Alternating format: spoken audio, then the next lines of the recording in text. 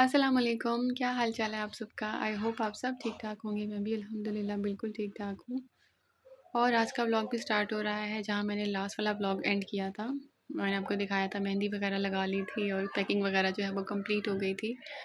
Last का इफ्तार जो था वो हमने कर लिया था और हम लोगों की फ़्लाइट थी सुबह 5 साढ़े 5 बजे की रसूल खैमा से, और वहीं से ही हम लोगों ने जाना था।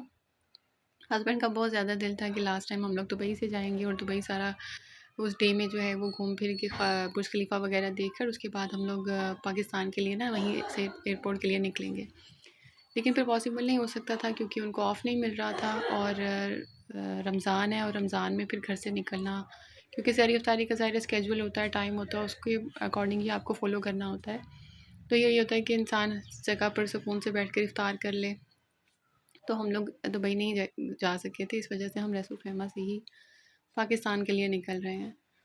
और बड़ी मिक्स सी फीलिंग थी। रात को 2 बजे हम लोग घर निकले थे और मुझे बिल्कुल भी यकीन नहीं आ रहा था कि ये टाइम भी आना है। एक्चुअली जाना तो था ही, वापसी तो होनी ही थी, वापस जाना तो था ही, लेकिन इस तरीके से इतना अचानक से जाना होगा और ईद रमज़ान में जाना होगा मुझे नहीं पता था। मैं बड़े एक्साइटेड थी कि मैं इस बार मेरी जो है वो यूएई में होगी और मैं देखूँगी किस तरीके से सेलिब्रेट होती है, हम लोग घूमेंगे फिरेंगे। लेकिन एवरीथिंग हैपेंस अकॉर्डिंग अल्लाह's प्लान, और बेशक अल्लाह ताला के जो प्लान्स हैं वो हम लोगों की सोच से और प्लान से बहुत बहुत ज़्यादा जो है वो बेहतरीन होते हैं। बस अल्लाह ताला सब्र अता करे और जो है वो अच्छा और बेहतरी का वक्त लेकर आए। और रोज़ा था, हम लोगों ने रोज़ा भी रखना था और हम लोगों का जो चेक इन का टाइम था वो 2:30 बजे का था। और एंड टाइम पे बहुत ज़्यादा जो है ना वो सीन्स हो रहे थे क्योंकि हम लोगों का लगेज बहुत ज़्यादा था और ज़्यादातर जो डाउट था मेरे हस्बैंड को ख़ास तौर पे वो ये था कि हमारा लगेज ज़्यादा हो गया और प्रॉब्लम हो जाएगी कि एंड टाइम पे आप अपने लगेज को अलग अलग करें। अच्छा, मैं घर में बैठ के वॉइस ओवर कर रही हूँ और बैकग्राउंड में बहुत ज़्यादा शोर है। अगर आपको फ़ील हो रहा होगा तो सॉरी, इग्नोर कीजिएगा। और जब हम लोगों ने अपना जो सामान वगैरह है वो हम लोग सबमिट करवा रहे थे वहाँ पे, तो एंड टाइम पे प्रॉब्लम हुआ हम लोगों को। लगेज तो हमारा अल्हम्दुलिल्लाह जितना अलाउ था उसके अंडर ही था, लेकिन उसके बाद ये उन्होंने पूछा कि आपके पास पावर बैंक है, और हस्बैंड ने बोला कि हाँ है। तो उन्होंने बोला कि वो निकाल दें, और मुझे याद ही नहीं था कि मैंने पावर बैंक कहाँ रखा था, क्योंकि बहुत बार सामान को जो है वो कभी किस बैग में ट्रांसफ़र करी थी, कभी किस बैग में ट्रांसफ़र करी थी, तो मुझे याद ही नहीं था कि मैंने कहाँ रखा है। और हस्बैंड ने बोला कि निकालो क्योंकि उसका उस पर क्लेम हो जाता है, वो प्रॉब्लम करता है, तो उन्होंने बोला कि आप निकालो इसे। अब ये याद नहीं आ रहा था और हमारे 8 बैग्स थे और ये बहुत मुश्किल था उनमें से ढूँढना। जब हम स्ट्रगल करते रहे वहाँ बैठ के, बैग खोलने शुरू कर दिए, ढूँढे जा रहे हैं, ढूँढे जा रहे हैं, किसी में से भी नहीं मिल रहा और बैग रैप भी हुए हुए थे। तो उन्होंने बोला कि अगर अच्छा हम वापस आपको अलाउ कर देते हैं, और अगर बाद में वहाँ स्कैनिंग में प्रॉब्लम आया तो आपको निकालना पड़ेगा जिस बैग में वो बोलेंगे, क्योंकि स्कैनिंग में आ जाएगा। तो खैर अल्लाह का शुक्र करके हम लोग निकले वहाँ से और कुछ भी प्रॉब्लम नहीं हुआ। हम लोगों ने चेक इन कर लिया था और यहाँ ड्यूटी फ्री शॉप से दोबारा से शॉपिंग हो रही थी। चॉकलेट्स वगैरह हमेशा ही जो है ना वो कम पड़ती हैं, कम लगती हैं। काफ़ी छोटा एयरपोर्ट है लेकिन बहुत सुकून है, बहुत ज़्यादा जो है वो रश नहीं था, बिल्कुल भी रश नहीं था। एक तो खैर टाइमिंग ऐसी थी लेकिन रश भी बिल्कुल नहीं था और बहुत छोटी-छोटी सी जो है वो ड्यूटी फ्री शॉप्स बनी हुई थी। यहाँ से कुछ शॉपिंग हम लोगों ने कर ली थी और ये स्टैचू था तो इसके साथ बेटी और हस्बैंड जो है वो बैठे हैं। मैंने उनको बोला आप बैठे, मैं आपकी पिक्चर्स वगैरह बना देती हूँ।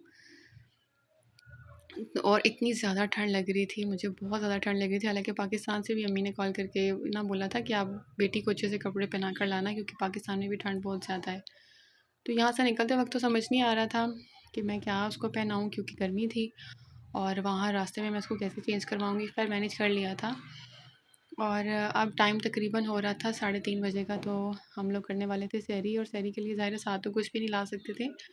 तो वहाँ पर यही एक शॉप थी जहाँ पर ये कॉफ़ी वगैरह थी, नूडल्स थे और कुछ कप केक्स और बिरयानी और सैंडविचेस वगैरह थे। तो हस्बैंड ने बोला कि हम यही खा लेते हैं। सबसे ज़्यादा जो मुझे इन डेज़ में फ़ेस करना पड़ा ना, वो मुझे मेरी बेटी की डाइट फ़ेस करनी पड़ रही है, क्योंकि पैकिंग में और फिर खाने में, सब इस चीज़ों में वो बहुत ज़्यादा इग्नोर हो गई है। और इस थैंकफुली कि यहाँ पर नूडल्स नज़र आ गए थे, तो मैंने उनको बहुत बोला आप ज़्यादा ना जो ये है वो स्पाइसी नहीं कप लिया नूडल्स था। बना दें, और इसी तरह से माइल्ड सा फ्लेवर इसका ऐड करके, और मैंने बेटी को खिला दिए थे और बहुत ही मुश्किल से मैंने उसको वो भी खिलाया था। मैं भाई आगे चल के आपको दिखाती हूँ।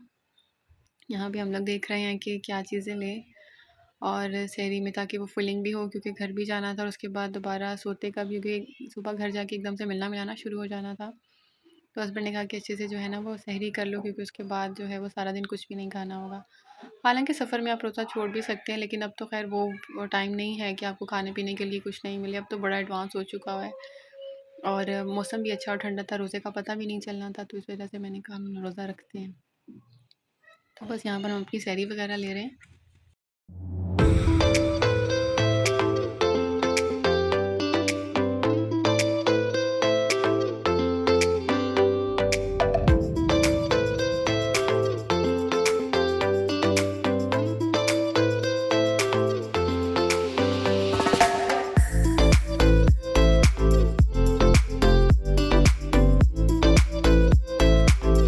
तो यहाँ पर मैं बैठ गई थी टेबल पे किस्वा को खिलाने के लिए, क्योंकि उसको बहुत ज़्यादा भूख लग रही थी और घर से उसने खाना खाया, फीडर पिया हुआ था। तो इस वजह से मैं उसको खिलाने के लिए बैठ गई थी और हस्बैंड अभी अपना ऑर्डर ले रहे थे। तो मैंने सोचा वो आएंगे तो हम इकट्ठे सहरी कर लेंगे, पहले मैं इसको खिला देती हूँ। और बहुत ज़्यादा भूख लगी हुई थी बेटी को, और बहुत ज़्यादा गर्म नूडल्स से, इसलिए बहुत ज़्यादा स्ट्रगल करनी पड़ रही थी मुझे उसको खिलाते हुए। घर पे तो मैं बनाती हूँ तो मैं इनको थोड़ा सा और तोड़ कर ना क्रश कर लेती हूँ, ताकि ईज़िली मैं इसको खिला सकूँ। तो यहाँ पर बस इसी तरह से बना लिए थे, तो मुझे बहुत मुश्किल हो रही थी इसको खिलाते हुए, और आखिर एंड पे मैंने हाथ में ही खिलाना शुरू कर दिया था।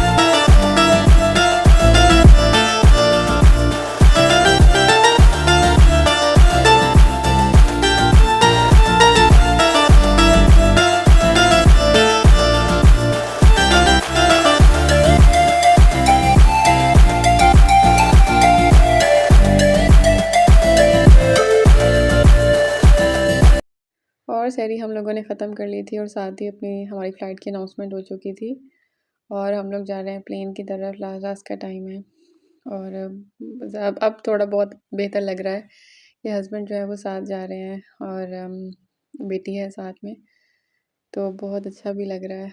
तो बस ये लास्ट टाइम जो है वो बाय बाय हो रहा है रसूल खैमा को। 7 महीने यहाँ पर गुजारे और बहुत अप्स एंड डाउन्स भी देखे हैं। बहुत अच्छा टाइम गुजरा, बहुत अच्छी वेकेशंस मैं तो कहूँगी थी। बड़ा अच्छा ट्रिप था हमारा। और यहाँ हम लोग बैठ गए थे प्लेन में। जब टेक ऑफ हो गया था उसके बाद नमाज़ वगैरह पढ़ ली थी। तो बस इंशाल्लाह आपसे नेक्स्ट व्लॉग में जो है वो मुलाकात होगी। और व्लॉग हो सकता है एक दिन के बाद आए, क्योंकि घर का काम काफ़ी ज़्यादा बढ़ गया है और पैकिंग वगैरह अनपैकिंग हो रही है, तो इसलिए थोड़ा सा प्रॉब्लम होगा।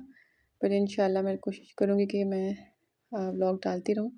आप लोग मेरे चैनल को सब्सक्राइब करना मत भूलिएगा, मेरी वीडियोस को लाइक कीजिएगा, ताकि मैं आपको आगे भी पाकिस्तान में अपनी जर्नी दिखा सकूँ और पाकिस्तान में आपके साथ शेयर कर सकूँ कि वहाँ जाकर अब कौन कौन सी जो डिफ़िकल्टीज़ हैं और जो लाइफ चेंज हुई है वो मैं आपके साथ शेयर करूँगी। रमज़ान मुबारक। अल्लाह हाफ़िज़।